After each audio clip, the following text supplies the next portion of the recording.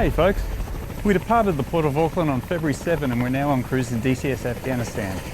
We'd like to thank the City of Auckland for their hospitality, especially the Angus Steakhouse at 8 Fort Lane in the CBD. The Mayor of Auckland here took us there every day and it was the best grass-fed steaks we've ever had, so thank you very much for that, sir. So from now, every Friday we shoot carrier traps and then we forward deploy to Bagram Air Base in Afghanistan for the combat mission. DCS Afghanistan is absolutely breathtaking, so we recommend you go and grab yourself a copy. John Sissel left us a YouTube comment asking about the kill markings on our Hornets. These are from the dogfights from our Stingers comedy action movies. The MiG-29 kills are from Episode 1, Apocalypse Goat. The F-14 Tomcat kills are from Episode 2, Danger in Dubai. Which reminds me, I promised the guys a full stick model debrief of that dogfight I had with Icefire and Jester in Danger in Dubai. Let's head to the ready room. I reversed and put my lift vector right on the F-14. No way. At that speed? Tomcat's turn rate? Icefire tried to turn back into me, so I just flipped it over and... How do you get the Hornet to do that?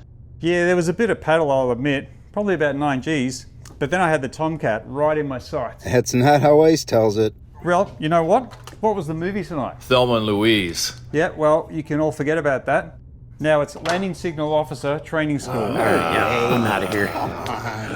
Oh, come on, guys. Who keeps locking the door?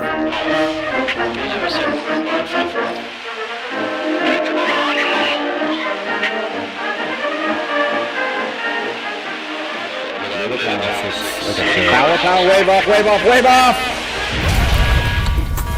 Well, there we go. That's the first one for the video. Oh, no. That was pretty dramatic in DR. That was pretty dramatic. Yeah.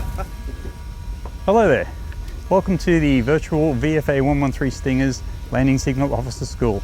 Over the last 10 years, the Stingers have created their own Supercarrier LSO mission for two main reasons. Number one, we wanted to have a virtual LSO which marks out the critical points in a Case 1 final turn and approach to landing. And number two, we wanted to create a very simple and understandable grading system so that everybody in the squadron felt confident to act as a landing signal officer. The LSO NATOPS. It contains everything they want you to know about being an LSO. I assume you know the book inside and out, and you still haven't found a usable system of grading in here. And if you ask a real US Navy LSO how grading works, the answer you will most likely get is, it depends. The Stinger system of grading just looks at which wire you caught and how long you're in the groove for on final approach. You catch the 3 wire and you're in the groove for 15 to 18 seconds, and that's a perfect pass. Okay, 4 points. Deviations along the way, we don't really grade those anymore. Those are on show for the world to see in the weekly TRAPZ video. So you can watch your passes back, see how you did, see what you need to work on. And you've got 1,000 other people on YouTube watching it as well, so there's a very good incentive to practice and get better. The Stinger's GREENIE board logs all of our traps and displays each pilot's trap average in the ready room. Trap scores accumulate as cruise points for the top hook competition. This training slide is available for download in the description below. It shows the view from the cockpit of where each wire stops you on the flight deck. Traps are a lot more fun if you instantly know which wire you caught. If the wire stops you near some lines and the meatball, you caught the 1 wire, and it's a cut pass. A 1 wire is dangerous. You had at most 6 feet clearance between your hook tip and the ramp. If you see a 5 painted on the flight deck, then you caught the 2 wire. I remember it as a 5 looks like a backwards 2. Stopping next to some lines and a clear deck edge is the best. You got the 3 wire. You were on glide slope, expertly placed your hook in the center of the wires and slid onto the 3 wire. That's super hot. You came aboard with 15 feet of hook to ramp clearance. Stopping next to helicopter spot 4 is a 4 wire. Not bad. You were above glide slope, but that's better than being low. You were close to boltering though, so always make sure you go to maximum afterburner on touchdown in case you need to go around. Any landing where the pilot touches down before the wires but does not catch the 1 wire is a half-point cut pass we call ramp. This includes pre-ship crashes and ramp strikes. You get a half point toward the top hook board because even though you crashed, you still showed up for the mission. With ramp passes, the hook can skip over the 1 wire and catch a later wire like a 3, or the aircraft might miss them all and bolter. These are all ramp, half point, cut passes. If you land anywhere beyond the 1 wire and bolter, then it's a no-grade 2-point bolter. Bolter scores are combined with your trap score, and the average is your total score for that week. Bolter. He touched down past the 1 wire? I didn't see that bit. Yeah, he did. So that was a no-grade bolter, got 2 points. Sweet. Better than a 1 wire. A lot better than a 1 wire. Now I could tell you many stories of pilots that did a bad landing and then wanted to argue with the LSO about what grade they got. Those pilots are no longer here. They're off bothering some other CO somewhere else. In the Stingers, we want every pilot to feel like they can act as LSO and grade the approaches. A new pilot might feel reluctant to give the CO a cut pass or another bad grade. But if that CO rolls into town on the 1 wire, It'll settle. No, 1 wire. it's a cut pass. No dispute, no argument, nirvana. This paragraph from the F-14 NATOPS contains all you need to know about the Case 1 carrier final turn to landing approach. The last sentence is the parameter we base our groove time grading upon. Optimum time on glide slope is approximately 15 to 18 seconds and is in the OK range of our time scale. Shorter than 15 seconds is classed as not enough straightaway, or NISA, and points are deducted from your score per this scale. If you are long in the groove or LIG, the points are deducted for time over 18 seconds. So if you caught the 3 wire, it's worth 4 points, but then you were in the groove for 22 seconds, which is a 1-point penalty. So your final score is a fair pass, 3 points. Groove time starts when the aircraft hits the centerline after the final turn. Here comes KIRKA, he's got angle of bank, and he looks like he's going to get to the centerline, so his groove time starts at 0.6. 3/4 mile, call the ball. And stops when the aircraft hits the flight deck. 2-3 on the deck. A poorly flown final turn can result in an aircraft not making it to centerline. In this case, the groove time LSO has to try and gauge when the bank angle goes below 10 degrees to call the start. Right about there, 29. 29, so that's gone wings level, it's an angling approach, so he's going to be long in the groove. Groove time LSOs really appreciated if you do a good final turn and make it to centerline. It makes their job a lot easier. Aircraft that don't make centerline and go wings level lined up left are flying an angling approach and are also generally long in the groove. 2 wire. 27 seconds. 2 wire. And a 27-second groove time, Arnie, so that's going to be a half point. Sorry, mate. Roger. Barney's one of our best pilots, but is having a rough night. 27 seconds in the groove and now hung up on the wire. Let's see how long it takes for him to get clear. Oh, now he's Hey, high. Barn, yours hung up in the wire. There you go. Yeah, thanks. Is this me and my primary? Ooh. 3/4 mile, call the Tuki's ball. turn again if you want groove. Yeah. 3-1 horn ball 3-8. Okay. I'd say groove time 51. started. Launch your ball. Little Nah, bit. man, it started at 48. He went wings level really early. In close. It's been 64 seconds since Barney touched down, and we still have a big flashing F on the PLAT indicating a foul deck. We should have waved KIRKA off by now. The virtual Stingers have been flying carrier ops together since 2013, but we can still have all the holes in the Swiss cheese lineup. The most common errors that can screw up your Case 1 pattern are: a jet gets hung up on an arresting wire, or is long in the groove. Pilots that are egregiously long in the groove are booted out of the pattern by the virtual air boss. Past the 180, you're so long in the groove an Airbus cut you off. Depart and re-enter. Some pilots think doing an epic blue water break will always cause a long in the groove. Not if you're a damn good pilot, it won't. Check out 301 KIRKA. Definitely booking it.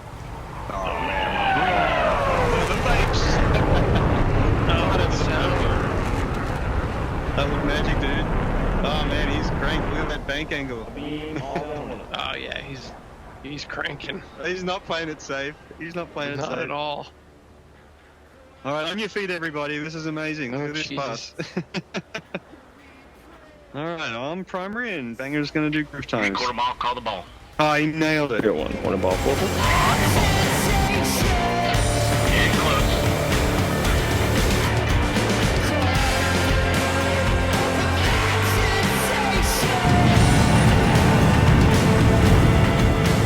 Holy smokes! Did you just see that?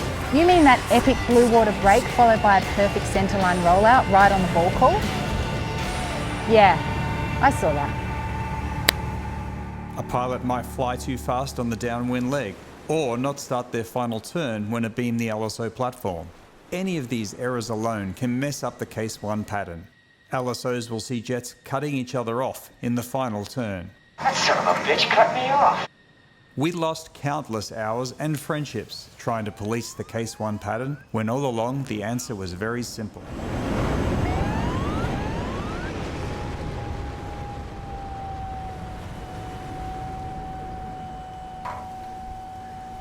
The F-14 NATOPS. I'm assuming you know the book wants you to do a 15 to 17 second break interval. So does your enemy.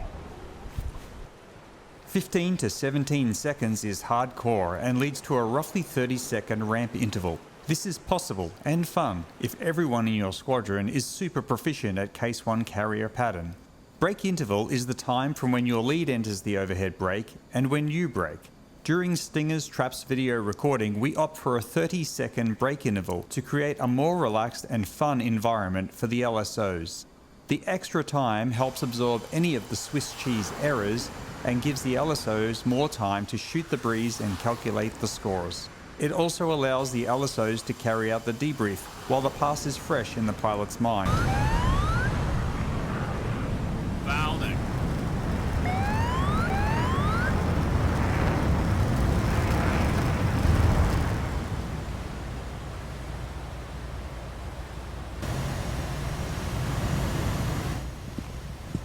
Embedded into the centerline of the flight deck is this PLAT camera. It looks directly up the glide slope and centerline and repeats that image on the PLAT television screens that we have on the LSO platform. Up there on the island, there's another camera that fills the rollouts.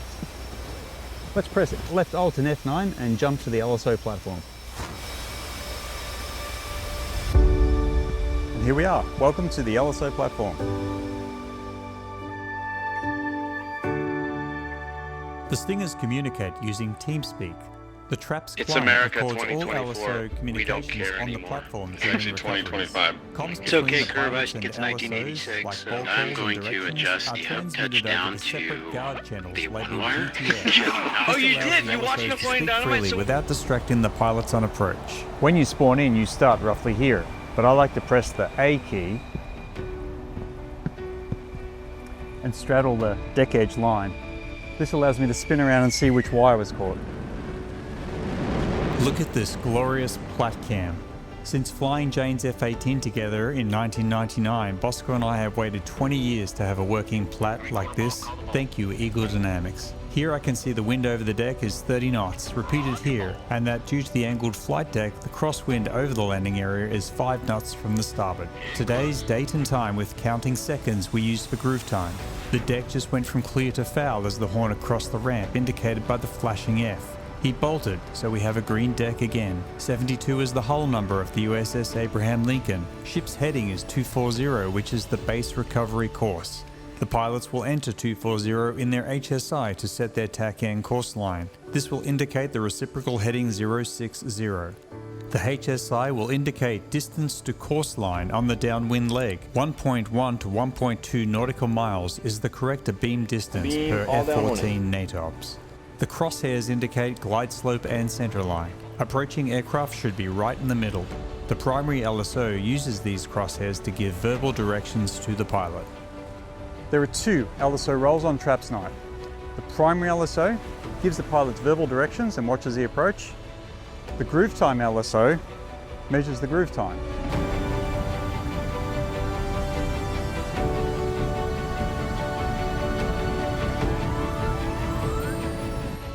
Let's look at an entire Stinger's supercarrier approach. At the top is an overhead view of the final approach. Here is a transcript of LSO to pilot communications during the approach. Over here is the PLAT view. You can see 305 Bosco there as he approaches the centerline. Beautiful, he's going to make it to centerline perfectly, so groove time is going to start when he hits the centerline at 3-1. Bosco has hit the centerline and the timer has begun. 3/4 mile, call the ball. The VLSO 3/4 mile call comes at roughly 0.6 nautical miles, or about 16 seconds from touchdown. This is abbreviated as X in LSO shorthand. LSOs can spot along in the groove by how much time has passed between hitting the centerline and getting the 3/4 mile call. Bosco is a little high at the start. LSO shorthand will be HX with brackets to signify a little. 305 Hornet Ball 51. Roger ball. Roger ball means the VLSO acknowledges the pilot has confirmed meatball acquisition, lineup reference, and angle of attack indication. Bosco is now in the middle, abbreviated as IM in LSO shorthand. The primary LSO transmits overguard to guide Bosco onto centerline and glide slope. Bosco is slightly above optimum glide slope. He must adjust sync rate with power and nose attitude to establish center ball. Bosco has also drifted slightly left in the middle.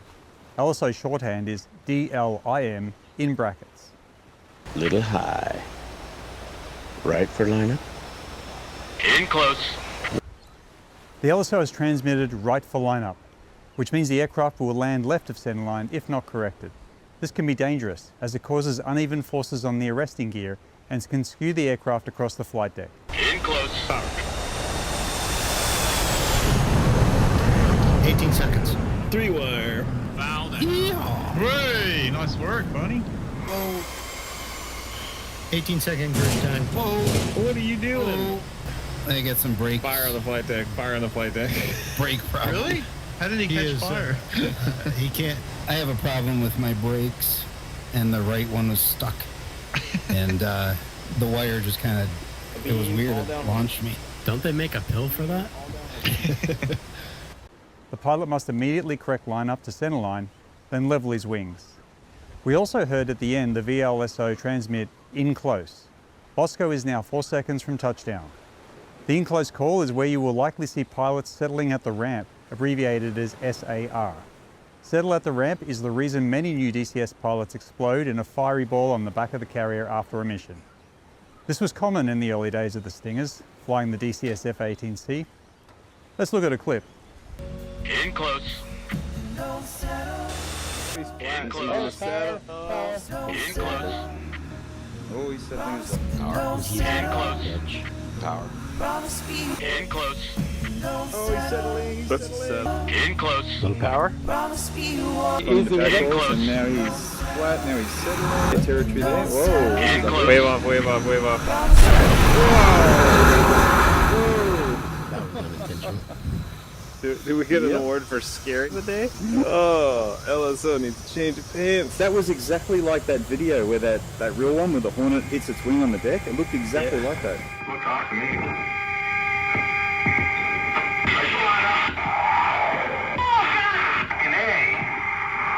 The LSO gave a very late right for lineup call after the in-close. The pilot banked hard and the right wingtip impacted the deck. After the in-close call, LSOs are advised to limit their calls to power or wave off only. Oh, good correction. Right on the center line, good glide slope. Three wire. Great job, dude, 3-wire. Adjusting his lineup means Bosco had to bank 305, which reduced lift. The primary LSO calls little power just after the in-close call to remind Bosco to catch the sink and not settle at the ramp. Bosco had just the right amount of power and maintains glide slope to catch the 3-wire.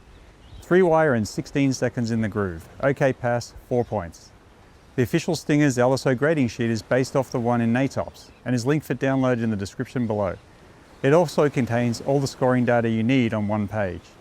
Let's watch the pass again and fill out the scoring sheet. Beautiful, he's going to make it to centerline perfectly, so groove time is going to start when he hits the centerline at 3-1. 3/4 mile, call the ball.